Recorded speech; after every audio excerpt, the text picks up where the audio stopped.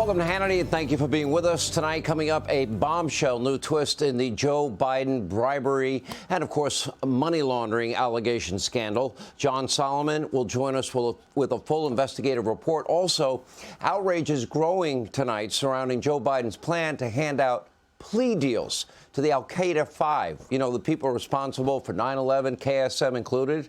But first, we begin tonight in Maui in Hawaii, the tropical Hawaiian paradise in the middle of the Pacific Ocean that will never be the same. Horrific scenes of nothing but devastation are everywhere. Entire city blocks up in smoke, families burned alive in their cars and in their homes. So far, 115 people are confirmed dead. 850 plus are still missing now, 2 weeks after the fire. Now, it's possible that up to 1,000 people could have been killed during this blaze. We all hope and pray that's not true, including a disproportionate number of children. They were sent home from school just as the fire burned out of control. And just to give a sense of scale here, less than 150 people were killed during Florida's last Cat 4 hurricane, and around 1,300 people were killed as a result of Hurricane Katrina. That was in New Orleans. In the aftermath of Katrina, George W. Bush was excoriated days, weeks, months, years after. The media, the mob, well, for not visiting soon enough, not spending sufficient time touring the devastation. But for some reason, the media mob, they don't seem to care as much about Hawaii and the pathetic response from Joe Biden. This is the equivalent of his Katrina. You wouldn't know it from the media mob and their fawning coverage. Think about this. The president refused to visit Maui until spending multiple weeks on not one, but two separate vacations. Two. Now, first, during a 10-day getaway at the beach in Delaware, where he struggled to move his beach chair, well, Biden couldn't even be bothered to comment on the disaster, literally shouting at the media mob, his friends, no, as they were asking for comment, a sympathetic word or remarks for the people of Hawaii. Then, over the weekend, Biden arrived in Lake Tahoe for more rest and relaxation at a luxury waterfront mansion of one of his billionaire rich friends. It wasn't until yesterday afternoon that Biden finally took that short flight from Nevada to visit Maui in person. On the ground, well, Joe's motorcade was greeted by locals lining the streets with signs blasting Biden's response, shouting, "Go home, Joe Biden." And during his brief remarks, by the way, Biden appeared completely unprepared, apathetic, and, as per usual, befuddled and confused. Take a look. Brian Chance, our Senator Maisie, by the way, Maisie, I told my granddaughter, whose name is Maisie as well, she said, that's why I like her. Anyway, but her name is Maisie as well.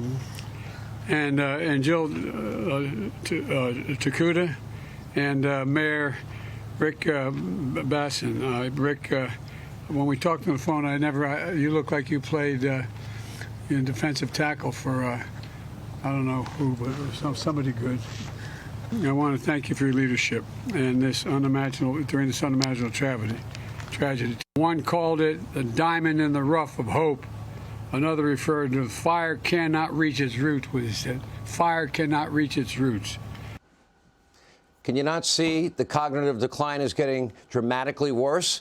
Now, it also gets worse in this case. Biden then, tried to impress Maui's victims with a tall tale about how he almost lost his Corvette during what was a small house fire that was extinguished in about 20 minutes. Watch this.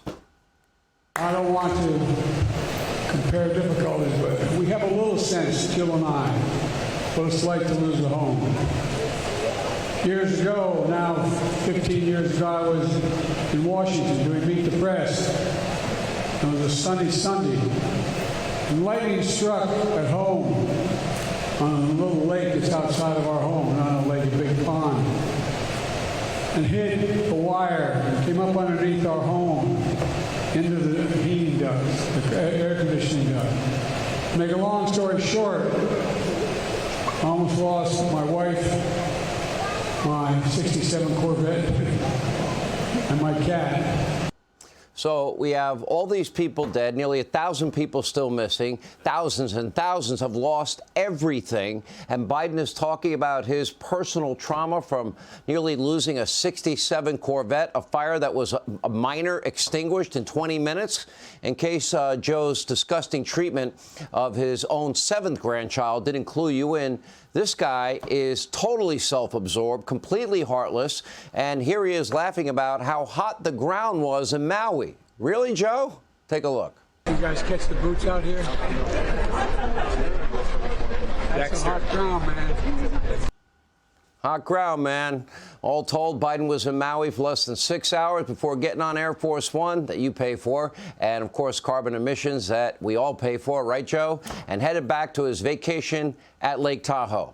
But before he left, Biden did manage to get in, well, what might be a short nap, or maybe I should just say nodding off, or maybe just resting his tired old eyes for about, 12 seconds, and then struggling to keep his eyes open, staring off into the distance, again, befuddled, bewildered, dazed, and confused.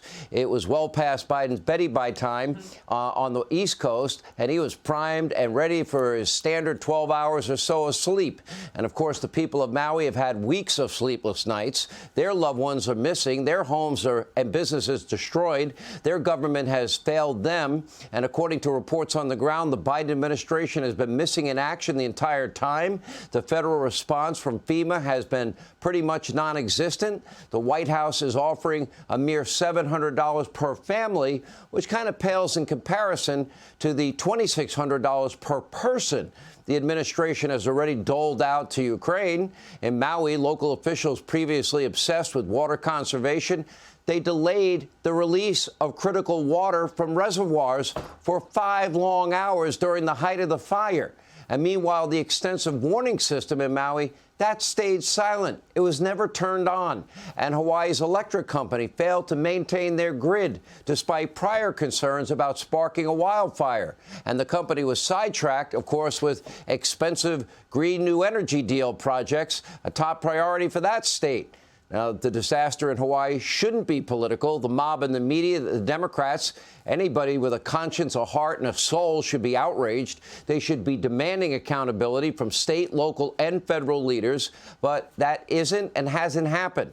Why? Because the politicians, the bureaucrats at fault, they're all Democrats in this case. And as we know by now, Democrats, they almost always get a free pass. But at least the people of Maui can rest easy knowing that Joe's 67 Corvette, where, of course, he was parking next to his top-secret classified documents, was spared during the small electrical fire at his house. Hey, Sean Hannity here. Hey, click here to subscribe to Fox News YouTube page and catch our hottest interviews and most compelling analysis. You will not get it anywhere else.